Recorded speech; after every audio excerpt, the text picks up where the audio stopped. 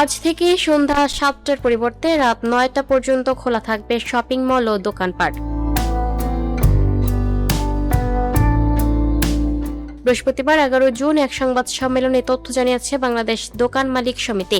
দোকান মালিক সমিতির সভাপতি মোহাম্মদ হেলাল উদ্দিন বলেন, বিদ্যুৎ, জ্বালানি ও খনিজ সম্পদ মন্ত্রণালয়ের মন্ত্রী কিছুক্ষণ আগে আমাদের জানিয়েছেন আজ থেকে সকাল ১১টা থেকে রাত ৯টা পর্যন্ত মার্কেট, বিপণী বিতান ও দোকানপাট খোলা রাখা যাবে। এই সিদ্ধান্তের জন্য প্রধানমন্ত্রী ও জ্বালানি মন্ত্রীকে অভিনন্দন জানিয়েছেন দোকান মালিক সমিতির সভাপতি মোহাম্মদ হেলাল উদ্দিন। এর আগে ঈদুল আজহা উপলক্ষে দোকানপাট ও শপিং মল রাত 10টা পর্যন্ত খোলা রাখার সিদ্ধান্ত জানিয়েছিল বিদ্যুৎ বিভাগ। তবে ঈদের পর আবারও সন্ধ্যা ৭টায় দোকান, ব্যবসা প্রতিষ্ঠান ও শপিং মল যথারীতি বন্ধ রাখা হয়।